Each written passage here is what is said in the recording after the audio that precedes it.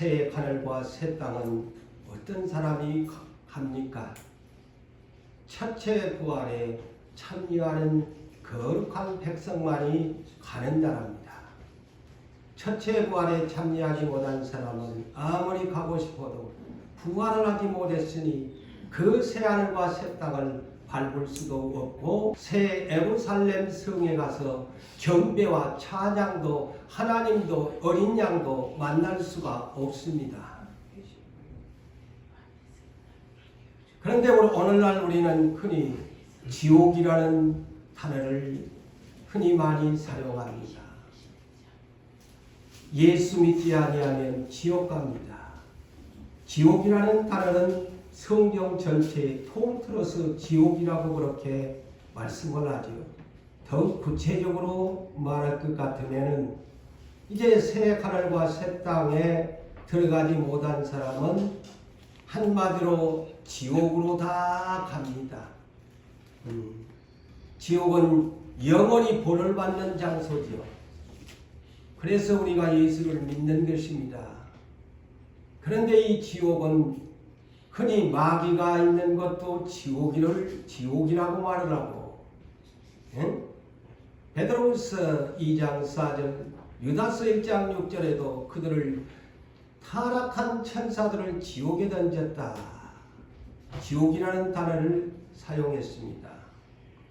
앞으로 또한 우리 주 예수께서 천년왕국 새 하늘과 새 땅을 오프닝을 할 때에 그 전에 마귀를 1000년 동안 깊은 무저경에 계시록 20장 1절에서 3절에 천사가 쇠사슬로 묶어가지고 무저경에 넣는 것도 지옥이라고 흔히 그렇게 통틀어서 말을 합니다.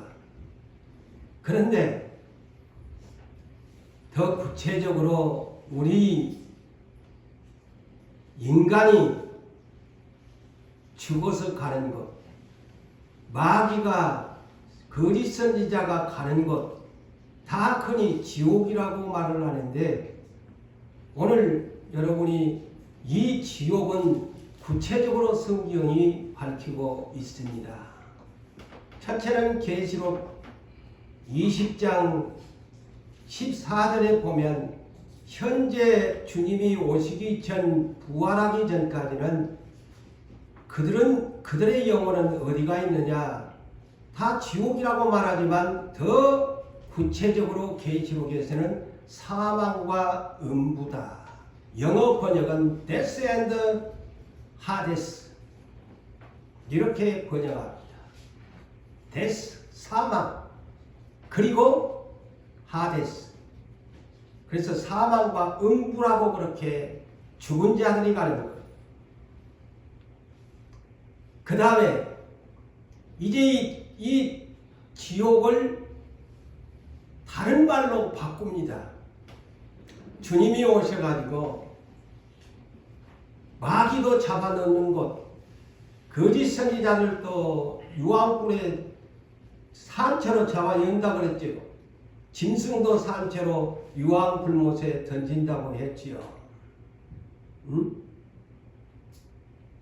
마귀도 이제 영원히 빠져나올 수 없는 유황의 불못에 네 부류가 들어갑니다.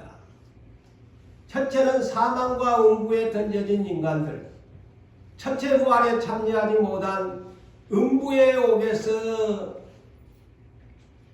둘째 부활, 심판의 부활을 기다리는 사람들, 그곳에 유황 불못이라는 단어를 계시록에는 그렇게 표기하고 있습니다. 유황 불못, 영어 번역은 The Lake of Fire Burning 그랬습니다. 영어 번역은 다르게 해놨습니다.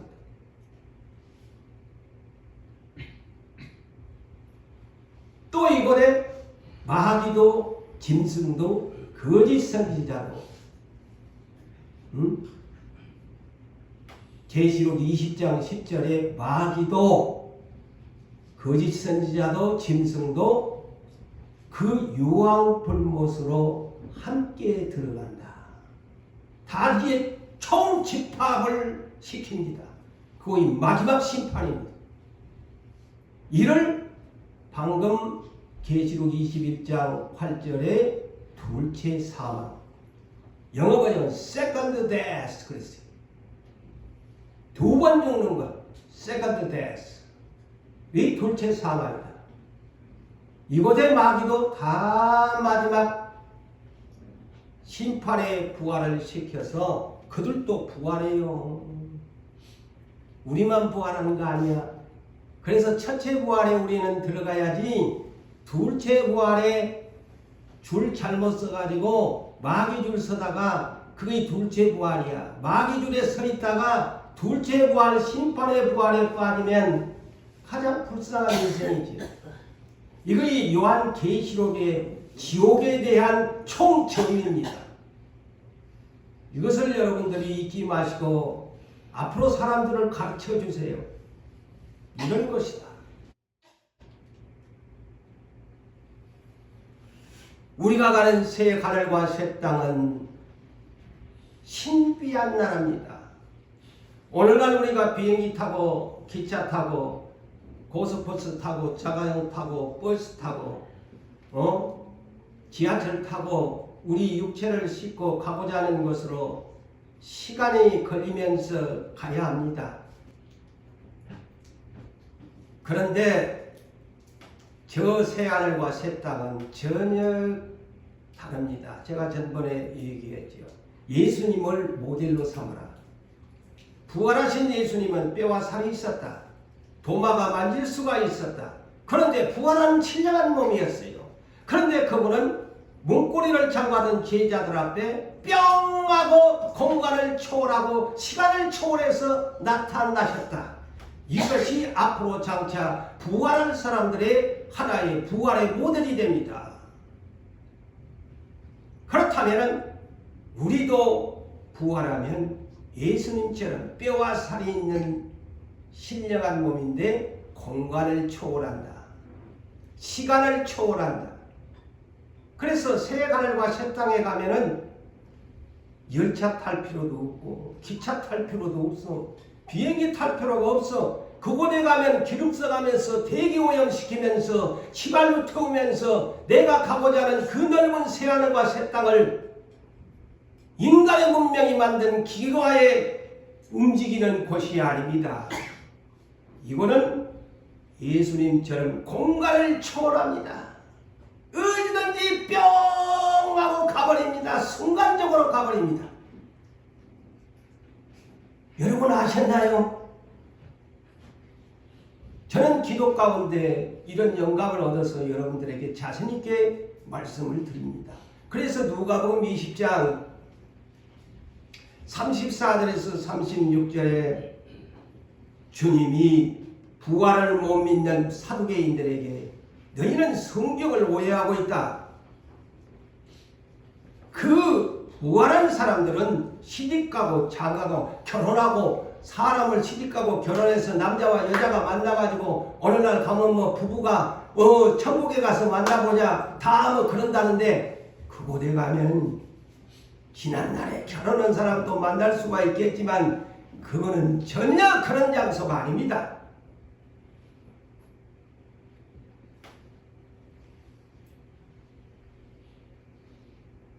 그곳에 가면 모두가 다른 신분을 가지고 살아갑니다.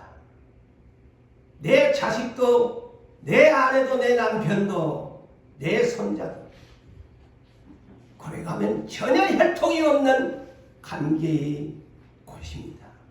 착각하지 말고 성경을 오해하지 마세요. 고래는 천사와 같이 산다 그랬습니다.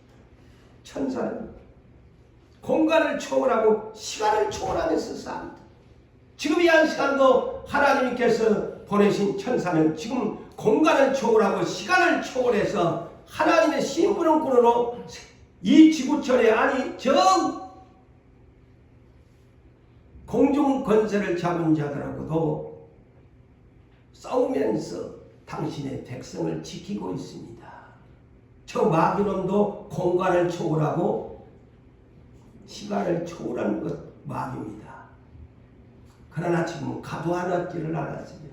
아까 제가 말한 유황의 불못에 안 던져놨기 때문에 지맘대로 돌아다녀. 지맘대로 돌아다녀. 그런데 이 새 하늘과 새 땅은 오늘 본문 4절과 5절에 어떤 곳일까의 답을 줍니다. 아까 읽으셨지요. 이곳은 모든 눈물을 그 눈에서 닦아주시는 곳이다.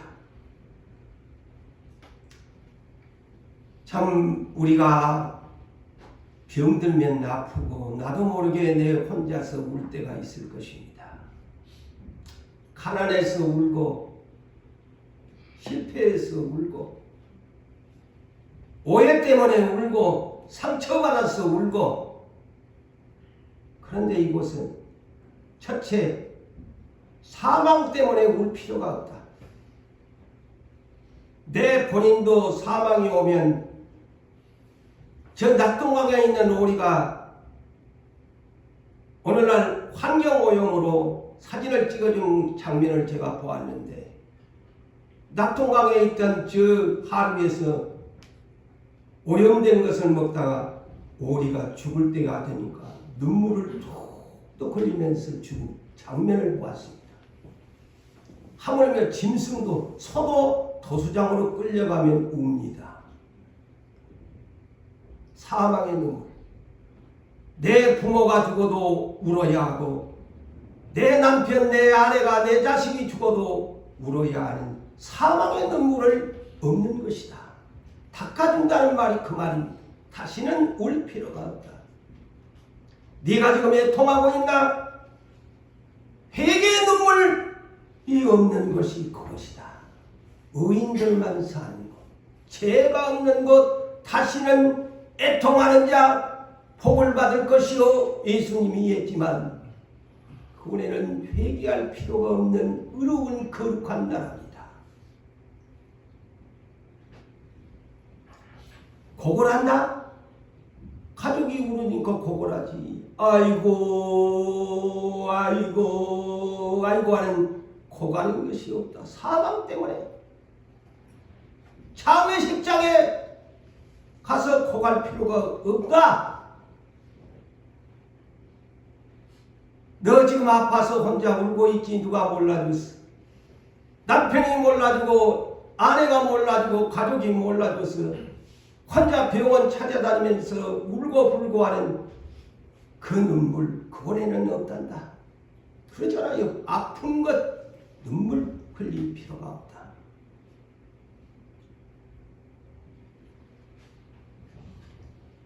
그러면서 이렇게 말씀합니다. 처음 것들이 다 지나갔습니다. 처음 것들이 어디야? 이 지구촌에 있는 인간의 수명대로 살다가 온 이 지구촌의 모든 것이 다 끝나버린다. 첫째 창조의 모든 만물이 다 끝나버리고 지나간 것이다. 그러면서 보좌에 앉으신 이 5절에 보니까 이렇게 나옵니다. 보좌에 앉으신 이가 사도 요한에게 이르시되 보라 내가 만물을 새롭게 가노라. 제2의 천지 창조 새 하늘 새 땅 새 예루살렘 성이 창조된다는 말입니다. 자, 성경은 이렇게 분명하게 밝혀줍니다. 지구촌의 세계는 주님 오시게 되면 다 지나간 추억으로 끝나버립니다. 다시 만물을 새롭게 한다고 그러잖아요. 만물을 새롭게 한다고 그러잖아요. 5절에.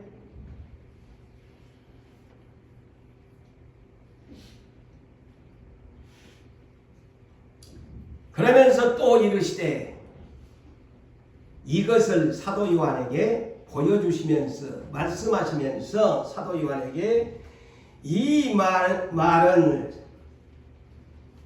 기록하라고 합니다. 성경을 만들어라는 곧 요한계시록을 만들어라 이 얘기입니다. 쉬운 얘기로. 그래서 이것을 모든 교회에 전해줘야 주어라. 그래서 요한계시록의 1장부터 마지막 장까지가 바로 이런 대목을 사도 요한을 통해서 환상을 통해서 계시를 통해서 예수 그리스도의 계시를 성령의 감동에 의해서 기록하게 되는 것이 요한계시록입니다. 그래서 왜 기록하라고 했을까? 본문에 계시록 1장 3절에 뭐라고 합니까? 탁 오프닝을 합니다. 이 예수 그리스도의 이 계시록을 읽는 사람, 듣는 사람, 순종하고 지키는 사람이 복이 있기 때문이다. 그래서 기록해야 된다는 거예요. 하나님이 주시는 이 계시의 말씀을 예언을 그냥 농담으로 듣고 오면 안 된다는 것이죠. 오늘날 우리 교회가 아마 그런 유가 어떤 교회보다도 그런 유의 교회가 될 가능성이 많습니다. 농담, 진실하게 안 받아들여요. 스스로 판단하고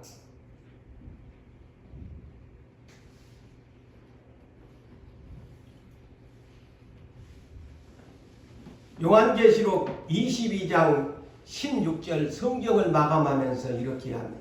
이 계시록을 사도 요한에게 기록하라고 하면서 뭐라고 했어요? 22장 16절 교회를 위하여 예수 그리스도의 교회를 위하여 이 증언하는 말을 내 사자 천사를 보내어 이것을 증언하게 했다. 그의 계시록이다. 교회를 위하여 보낸 편지입니다. 세상에 보낸 편지가 아닙니다. 자, 7교회 처음에도 7교회 보낸 편지라고 하면서 결론은 나의 교회를 위해서 보낸 편지다. 그래서 이 요한계시록은 교회에 보낸 예수님의 편지입니다. 교회의 머리가 누구십니까? 예수 그리스도십니다.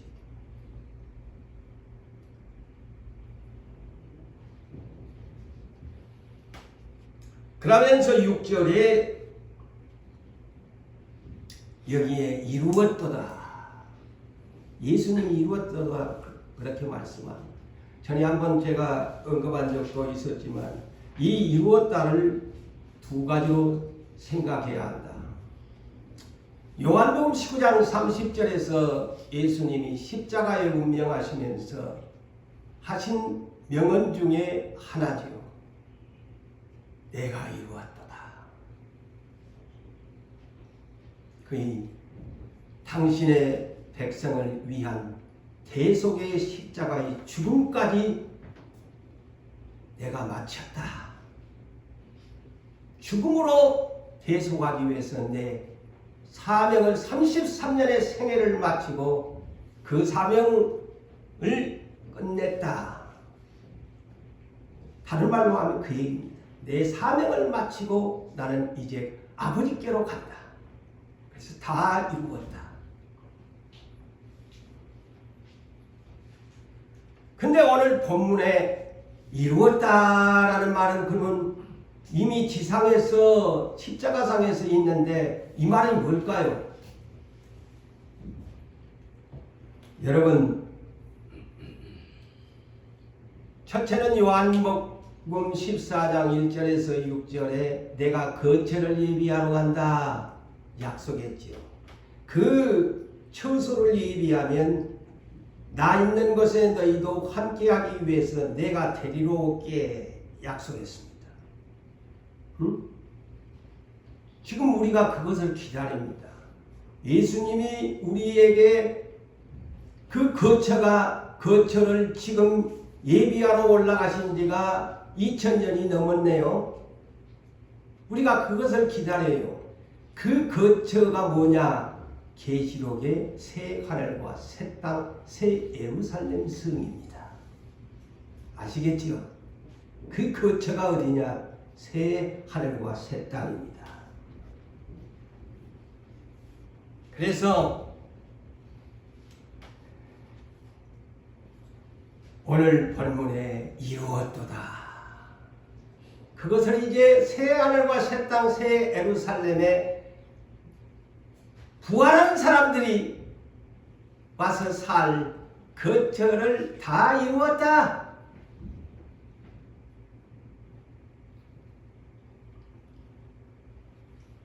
다시 말하면 지난 날에는 제1의 천지 창조의 지구, 우주 했는데 이제는 부활한 신령한 사람들이 와서 살 새 하늘과 새 땅을 만들어야 안 되겠나? 그 사람들이 이 땅에서는 살 수 없어. 시간과 공간을 초월한 새 하늘과 새 땅에 새 예루살렘 수도가 있는 거룩한 하나님과 어린 양의 보좌가 있는 곳을 만들어야 되지 않겠나? 하나님 아버지와 함께 장막에 살 곳을 만들어야 되지 않겠나? 그 얘기입니다. 이것이 성경의 철저한 계획이고 그 계획이 완성되었으니 이제 주님이 이루었도다.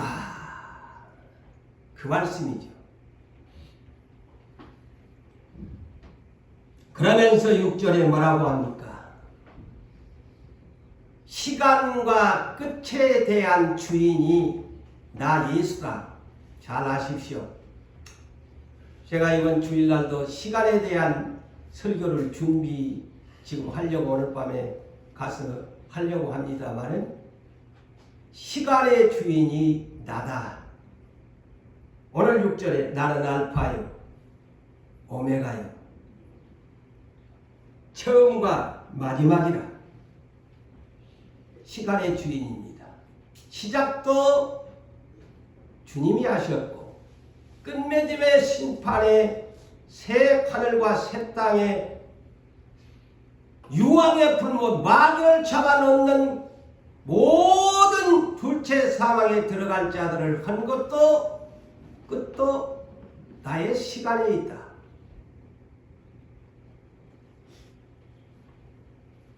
계시록 22장 12절에서 13절에도 22장을 마감하기에 앞서서 분명히 다시 주님이 내가 시간의 주인이 되이 하는 것을 밝힙니다. 보라, 내가 속히 오리니 그랬습니다. 주님이 속히 오린. 그러나 2000년이 지금 지나고 있지요. 그래서 더 등한히 할 수 있습니다. 안 오네 하면서 이제 노세 안 오구만. 그런데 어느 날 도적같이 올 겁니다. 속히 오리니 내가 줄 상이 나에게 있다 그랬어요. 내가 상을 준비하고 있다.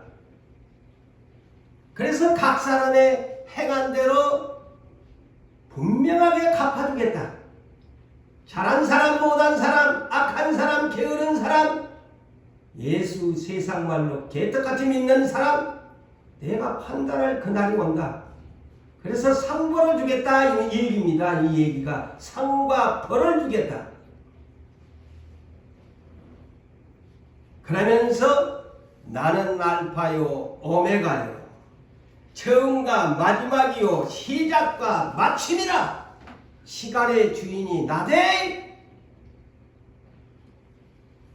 자,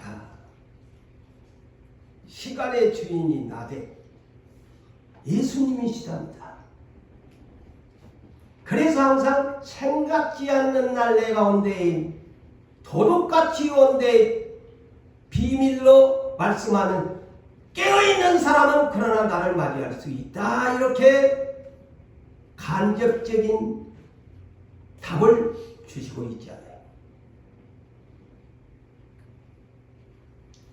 자, 계시록을 오프닝을 하면서 1장 8절에도 역시 예수 그리스도의 계시를 주신 주님은 당신을, 참 계시록에는 이 말씀이 너무 많이 나와요. 1장 8절에도 보면 나는 알파요 오메가요 또 밝힙니다. 이제도 있고 전에도 영원부터 영원까지 스스로 있는 시간의 주인이다. 잊어보지 마세요. 우리는 지금 답답해서 시간을 기다리지만, 너무 오래됐다고 하지만 시간표의 주인은 알파요 오메가요 처음이요 나중이요 시작과 마침은 예수님의 손에 시간표에 있습니다. 계시록에는 그렇게 밝히잖아요. 계시록 2장 8절에도 역시 마찬가지입니다. 7교회 중 2교회가 칭찬을 받았는데 그 중에 서문학 교회, 굉장히 환난과 가난한 교회입니다. 이 교회가. 근데 칭찬받았거든요. 그런데 이 교회도 역시 내가 처음이며 마지막이되 죽었던 자가 살아나신 이되, 이렇게 주님이 자기 자신을 서문학 교회에 갓난 받고 궁핍한 그 교회를 칭찬하면서 나 죽었다가 살아난 사람이야. 살아난 주님이야. 그런데 나 처음이고 마지막이되 잘 알아둬라. 시간표가 나에게 있다. 이 말을 하셨어요. 저는 이 계시록을 보면서 저는 여러분들은 대수롭게 이 시간 개념을 생각했죠. 저는 이 계시록을 보면서 이 성경을 설교를 준비하면서 주님이 시간표의 주인이시다. 왜 알파라고 그때는 그냥 대충 저 여러분들도 알파 오메가 처음도 마지막 대충인 이것을 깊이 들어가니까 시간의 주인이 나다. 알겠나? 그 얘기입니다.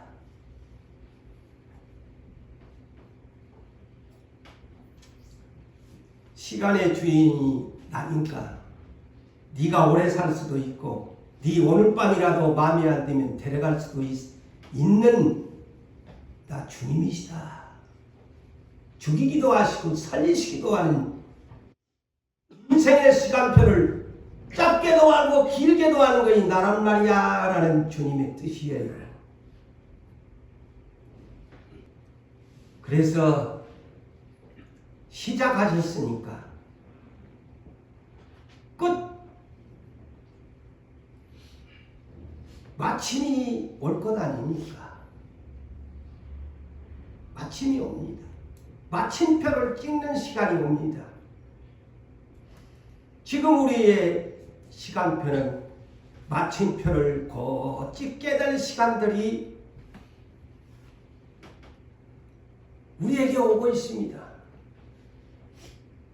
시대가 악하기 때문입니다.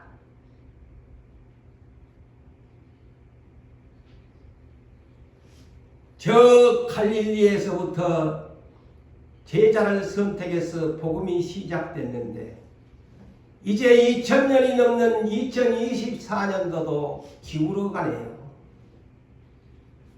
내년이 될지 모레 그 내년이 될지 30년이 될지 뭔가 이 다가오는 마침표는 우리 눈에 선하게 그리면서 깨어 있어야 할 것 같습니다.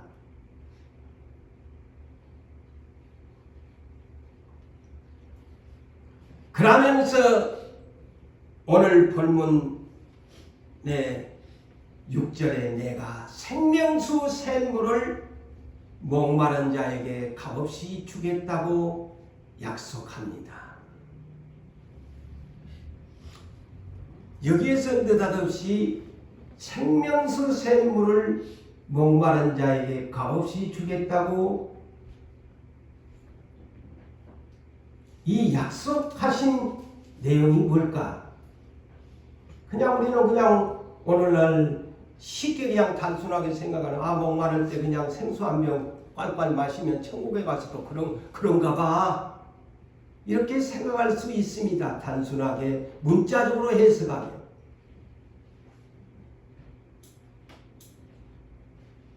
목마를 때 생수 한 병이면 내가 마실 수 있는 여기서도 마시는데 그것이 무슨 대수라고 이런 말씀을 하실까? 그래서 이 성경은 영적으로 풀지 아니하면 세상과 별 다를 바 없습니다. 문자적으로 풀면. 자, 창세기 1장 1절에서 2절에 이 문장을 풀려면 그것을 먼저 천지 창조에 대한 가장 먼저 소개된 부분을 알아야 합니다. 창세기 1장 1절에서 2절에 지구촌이요 공허하고 땅이 먼저 만들어졌는데 혼돈에 빠져가지고 질서가 없는 곳인데 그곳에 누가 계셨느냐? 수면 위에 물 위에 성령님이 여호와의 영이 운행하셨더라 그랬습니다. 이거 키입니다. 이 문제를 푸는. 성령님은 새 하늘과 새 땅에 이제 모든 사람이 알도록 역사하는 생수를 주는 공급하는 성령님이 되신다는 것을 암시하는 비밀의 말씀입니다.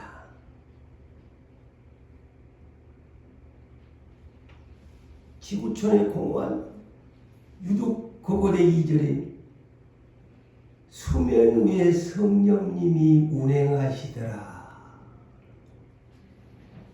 왜 그 말씀을 기록했을까? 새 하늘과 새 땅에도 바로 이런 문제입니다. 그래서 계시록 22장 17절에도 22장은 마감하는 점에서 결론적인 부분이죠. 뭐라고 합니까? 목마른 자도 올 것이요 또 원하는 자도 값없이 생명수를 받으리라 하셨습니다. 똑같은 말이죠. 오늘 본문 6절이나 22장 17절이나 생명수를 받게 된다 그랬습니다. 자, 주님이 복음의 시작을 이 땅에 오셔서 하셨다고 마가복음 1장 1절에는 했는데, 자, 그분이 이제 어느 날 이스라엘 유대인들이 정기하는 사마리아 땅에 복음을 전하러 가시게 됐는데 그들의 조상 야곱의 우물가에 도착을 하셨습니다. 그의 조상 야곱의 우물이 그때까지도 보존되고 있어서 야곱의 우물이라고 했지요. 수가성 여인이 정오에 햇빛이 쨍쨍 내릴 때 목마르니까 물을 길러 왔는데 주님이 이 여인에게 이 물을 마시는 자는 목마르겠지만 야곱의 우물을 이 땅에서 아무리 생수를 마셔도 목마르겠지만은 내가 주는 물을 마시는 자는 영원히 목마르지 아니하리라. 이상한 소리를 하십니다. 그래 여인은 모르는 거야. 깨달을 수가 없어. 올라가서 여러분 성경 봐도 못 깨는, 그래서 목사가 또 있는 거 아닙니까? 그러니까 그런 물을 나에게 달라고. 그런 물이 있다면 목마르지 아니하는 물 좀 나에게 주세요. 이는 요한복음 4장 13절에서 14절에 바로 이 예수님이 하신 말씀이죠. 그러니까 보편적으로는 그냥 이 땅에서 그냥 물 없을 때 그냥 목마를 때 저분을 따르면 물 생수 한 병 그냥 얻어먹을 수 있겠네. 그렇게 생각할 수도 단순하게 할 수 있어요. 그러면서 내가 주는 물은 그 속에서, 뱃속에서 영생하도록 솟아나는 샘물이라. 오늘 본문 6절에 뭐라고요? 샘물을 값없이 주겠다고 합니다. 이 샘물이 뭐냐 이거죠. 주님이 이제 복음을 전하다가 그 여인은 그 당시에도 그것이 뭔지를 몰랐겠죠. 자, 주님이 이 말씀을 또다시 재차 설교를 합니다. 어디에서? 요한복음 7장 37절에서 39절에 기록되어 있습니다. 그날은 어떤 날이냐?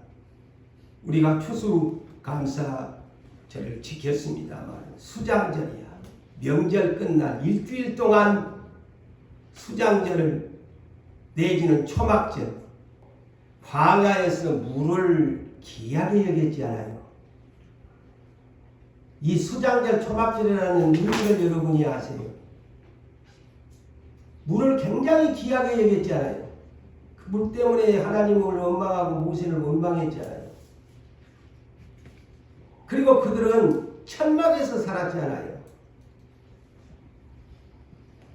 그래서 이 수장절이 초막절이라는 말이 광야에 40년 우리 조상들이 광야에서 집도 없이 움막에서 살았고, 그래서 초막을 지어놓고 지난날을 추억하는 것이고, 그 다음에 이 수장절날 그만큼 광야에서는 물이 귀했다. 그래서 이 수장절에는 막 물을 길러다가 하나님 제단에다가 제사를 지냈다는 것이 수장절입니다.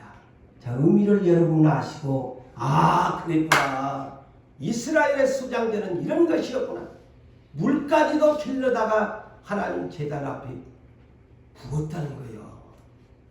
그런데 이날 예수님이 다 그 절기를 맞춰가지고 마지막 일곱째 날 마지막 끝날에 서서 외치면서 누구든지 목마르던 내게로 와서 마시라. 바로 이 얘기입니다. 누구든지 목마르거든 내게로 와서 마시라. 여러분이 잘 아는 것과 같이 그 물은 뱃속에서 생수의 강물이 흘러나리라. 자, 그 여인에게 했던 답을 더 구체적으로 부여해줍니다.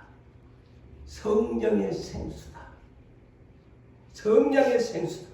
그래서 계시록 22장 앞으로 제가 더 구체적으로 설교를 하겠습니다만, 강연을 하겠습니다만은 1절과 2절에 생명수의 강물이 새 하늘과 새 땅 새 예루살렘 성에 가니까, 아니 하나님 보좌 왕의 자리와 어린 양의 왕의 자리에서 아니 생명수가 흘러나와.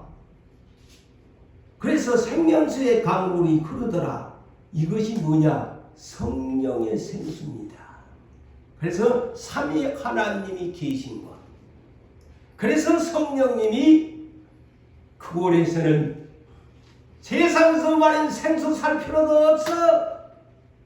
값없이 마신다는 것은 성령님이 부활한 그 사람들에게 성령이 충만한 삶을 살게 만들어 주시니 목마를 필요가 없습니다.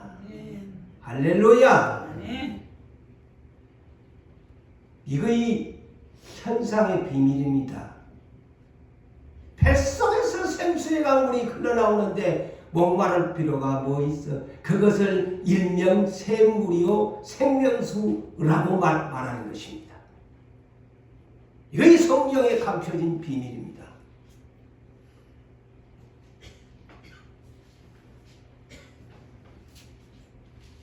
그러면서 오늘 9절과 10절을 볼까요?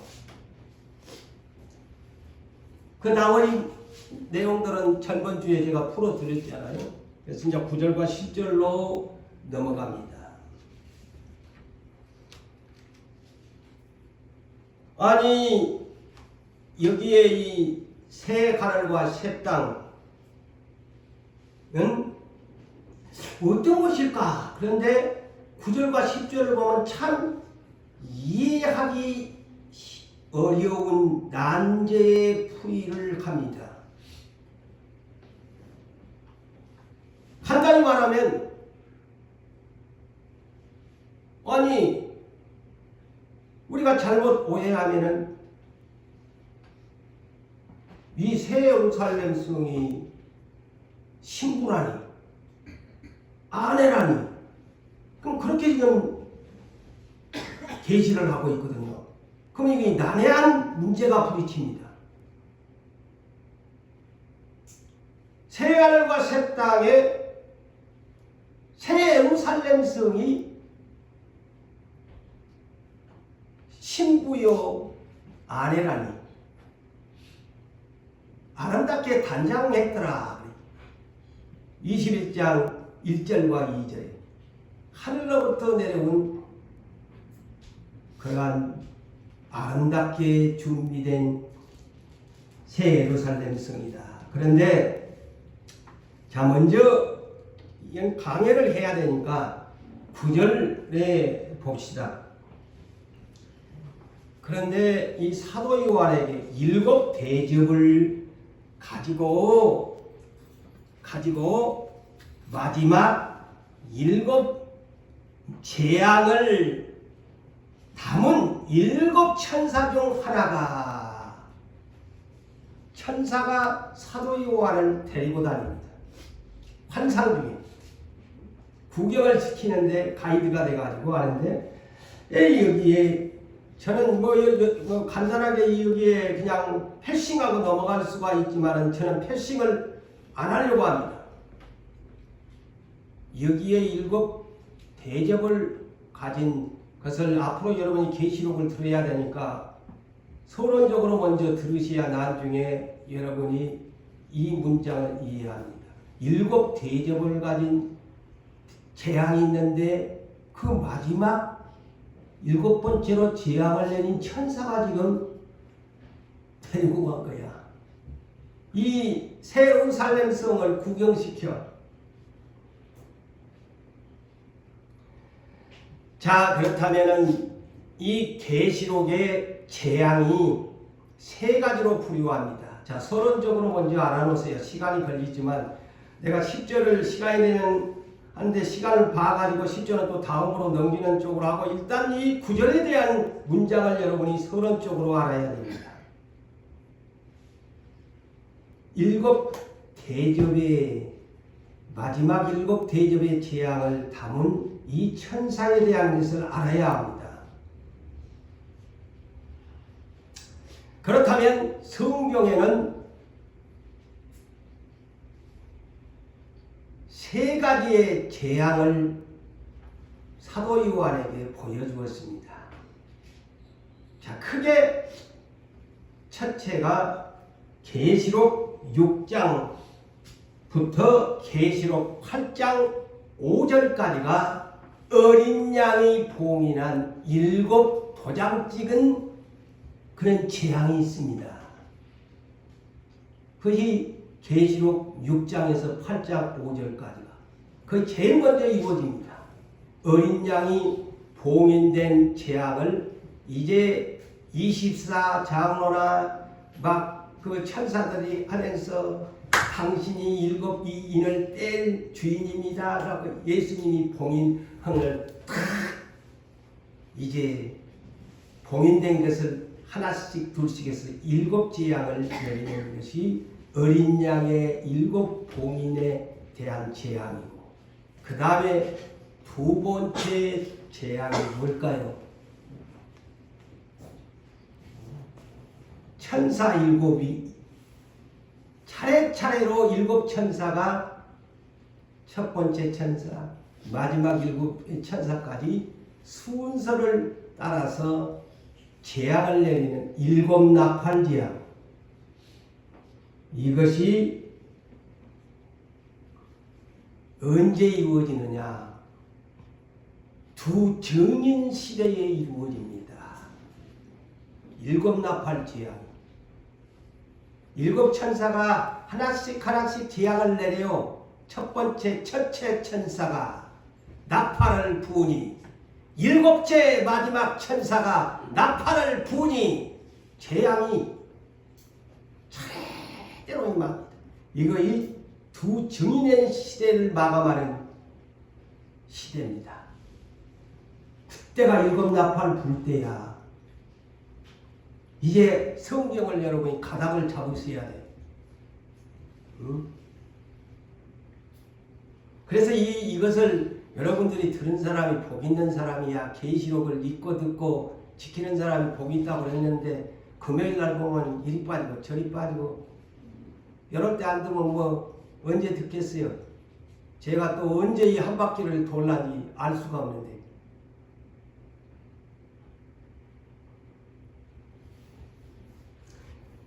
이것이 계시록 8장 6절로부터 11장까지가 일곱 나팔 재앙입니다.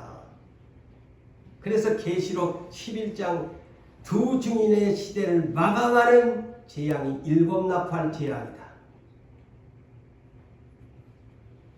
그 다음에 이제 마지막 세 번째 재앙, 일곱 대접, 일곱 천사가 차례로 일곱 천사가 땅에다가 엄청난 심한 재앙을 내리는데 이때가 짐승시대라. 이제 가닥을 제가 잡아주지 않아요. 이거 이 계시록 15장부터 일곱 대접에 대한 얘기를 합니다. 서술적으로 15장을 읽어보니까 일곱 대접이 끝날 때까지 저 새 하늘과 새 땅에는 들어갈 사람이 아무도 없다 그랬어요. 그래서 저는 박수를 내가 내 스스로 계시록을 보면서 하면서 이제 성경이 풀어지는, 가닥이 풀어지는 거예요. 마지막 일곱 대접 재앙. 그런데 오늘 이 대목에 그 일곱 대접을 쏟아야 하는 그 천사가 이 소개를 해주고 되는 김기야. 그러니까 알아야지. 패싱하지 말고. 이는 계시록 15장부터 계시록 16장까지가 일곱 재앙을, 대접의 재앙을 내리면서 계시록 17장 1절에 그 짐승이 보좌를 잡고 있는 큰 바벨론 성이 멸망당하는 것을 기록합니다. 그 일곱 재앙의 마지막 카운트다운입니다. 그런데 이 천사가 사도 요한을 앞으로 그렇게 할 이 천사가 미리 그 선정이 되어 있잖아요. 이 계시록에는. 이 천사가 사도 요한을 그 일찍이 2000년 전에 앞으로 이렇게 된대, 이렇게 된대 하면서 앞으로 어린 양 예수가 설계한 그 새 하늘과 새 땅에 대한 새 예루살렘 성을 보여주는 거야. 그러니까 벌써 설계도가 다 환상으로 나온 거야. 하나님은 시작과 끝이 되니까.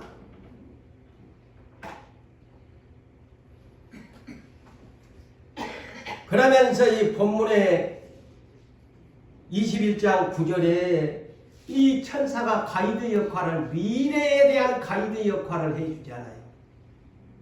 응? 판모섬에서 유배되어가지고 고독한 세월을 보내는 그에게 예수님이 찾아오셔서 천사를 통해서 이 환상을 보여줍니다. 앞으로 이렇게 될 거야. 그래 얼마나 사도 요한은 복 있는 사람이, 미래에 장차 새 하늘과 새 땅을 아무도 못 봤는데 이 사람, 이 양반은 보여주잖아. 그러면서 이리 오라, 천사가 이리 오라 그러면서 이 마지막 일곱 대접의 지향을 낸 천사가 앞으로 마지막으로 이제 저 큰 짐승이 앉아있는 자리를 멸할 이 천사가 갖춰진 거야. 그게 재밌지요? 자, 구절만 그냥 패싱해보면 무의미 뜻이 모르는데,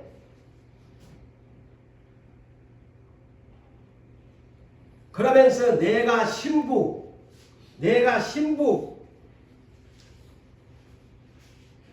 곧 어린 양의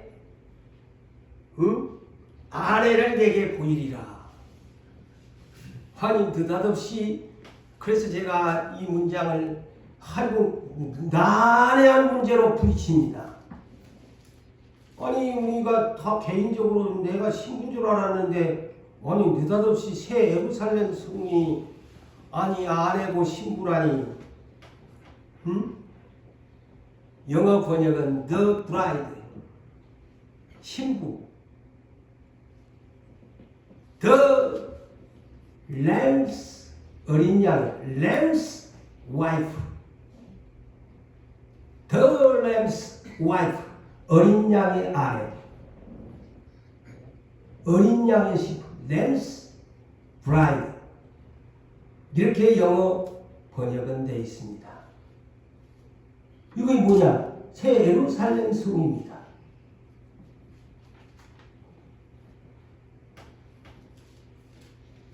그러면서 10절에 성령으로 나를 데리고 그랬어요.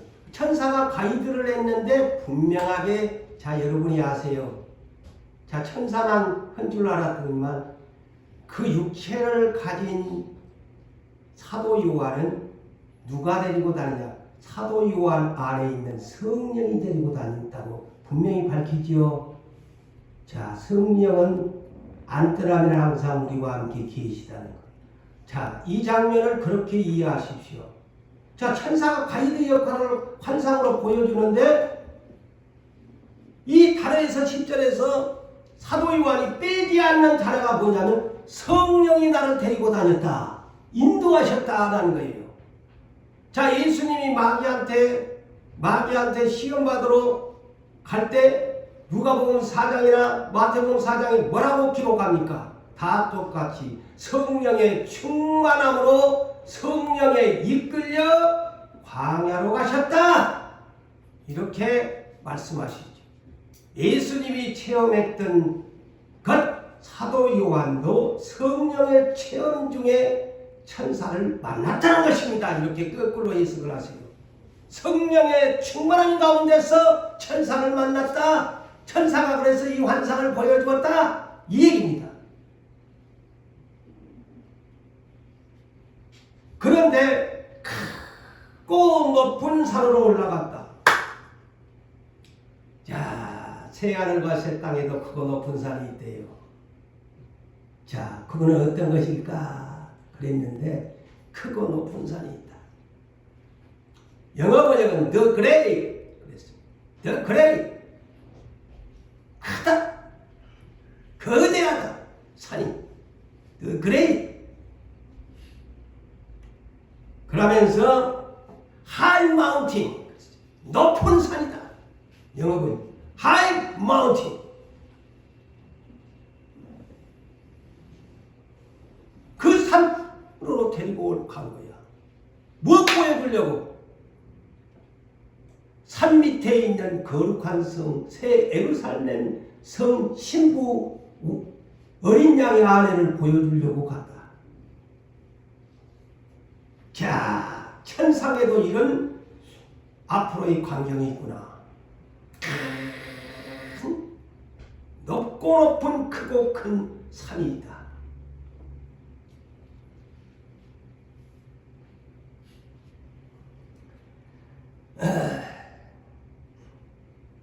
그런데 제가 나의 어떤 지나간 날에 환상 본 것을 자랑하려고 온 것은 아닌데 제가 이 대목을 더 쉽게 이해할 수 있었습니다. 왜? 제가 지난날 예수 그리스도를 환상과 계시를 받을 때에 이 3, 4일 동안 환상 중에 예수님을 십자가로부터 해서 마지막 디엔딩 부분에 바로 이 장면을 제가 보았거든요. 저의 환상의 가장 디엔딩이 뭐였냐면 큰 성경을 연기 가운데 펼쳐주면서 열쇠를 그 문제에 얹어주면서 오색실로 낀 것을 얹어주면서 그 다음에 높은 산들이 우뚝우뚝 섰는데 저것이 뭘고 나는 그때 내 얼굴은 땅바닥에 얼굴을 대고 내 엉덩이는 하늘을 치솟고 내 입은 그 옷 그대로 환상에 비춰졌는데 저것이 뭘꼬니 산봉우리마다 십자가가 다 꼭대기마다 십자가가 서 있어요. 그런데 예수님이 하얀 옷을 입고 세상을 향해서 두 팔을 벌리고 바라보는데 제가 그 앞에 엎드려져 있었습니다. 크고 높은 산이었습니다. 예수님. 그러더만 나를 일으켜서 안수하면서 복되도다 하면서 3, 4일의 환상의 디엔딩을 마치면서 제가 이것을 그 수많은 기도원에 온 사람들한테 당신은 어떤 분이 은혜를 크게 입은 사람 같은데 오늘 밤 어느 목사님이 오시는데 간증 좀 하십시오. 저는 그래서 용기가 없었는데 그 간증을 안 하면은 은혜를 쏟은다고 그래서 용기를 내가지고 제가 또 엄담았던 동상교회에서 목사님이 담임 목사님이 왜 자네는 자꾸 제 청년회장 때 기도원을 이렇게 다니나 그래서 목사님 사실은 제가 이래 그런데 조용기 목사님한테도 이것이 뭔가 이 3, 4일 동안이나 길게 1시간이 넘도록 할 수 있는 그래도 답을 편지를 하는데 답이 안 왔습니다. 그분을 만나려고 저 울산까지 갔는데도 못 만났습니다. 그래서 이제 내가 풀려고 이렇게 기도원을 다닙니다. 목사님이 그 소리를 듣더만 고신 목사님이신데요. 아이고 자기가 오후 예배 그냥 나 그때 집사밖에 안 돼. 집사밖에 안 돼. 신학교 다닐 때도 아니야. 아이고 자기가 막 은혜를 받았다고 내가 오늘 설교 그냥 일부 간단하게 일부 꼭 해야 된대. 그래가지고 우리 김윤재 집사님이 저거 계신데 이번에 우리 김윤재 집사님이 그 얘기를 하더만 지난날에 자기는 자기 친구하고 중고등부 때 고집사가 그때는 내가 고집사인데 간증행령계를 제일 앞자리에서 들었다. 그래갖고 지금까지도 그것을 안 잊어버리고 그런다고 얼마 전에 저한테 밥 한 그릇 사주면서 그런 얘기를 그 친구가 저 목사님 따라다니면 앞으로 막 돈이 그냥 쳐들러 그거 환상 가운데 그냥 돈 많이 벌겠네 그랬다고 이번에도 그렇게 하고 그랬나. 우리 윤재 집사님이 이번에도 저를 이론을 그렇게 해줍디다. 그때도 내가 목사님 그때는 집사님이었는데 나는 중학교 다닐 때인데 그 간증을 지금도 잊지를 않습니다. 참 하다 보니까 이 시간이 갔습니다만 그래서 이 크고 높은 산 저도 그런 체험을 했기 때문에 환상 중에 이것을 능히 이해할 수가 있고 아 그렇구나 라는 것을 아시면서 나머지는 또 다음 시간에 계속 강의식으로 할 테니까 여러분들이 한 절 한 절 같이 풀어가도록 하고 새 하늘과 새 땅, 새 예루살렘 성은 어떤 것일까? 이제 왜 이런 말씀을 하셨을까? 제가 다음 시간에 보면은 새 예루살렘이 왜 와이프라고 했는가, 아내라고 했는가를 알게 됩니다. 그래서 여러분들이 끝까지 모두 이 강의를 잘 들으셔서 읽고 듣고 지키는 시대를 준비하는 여러분 되시기를 주의 이름으로 축복합니다. 아멘.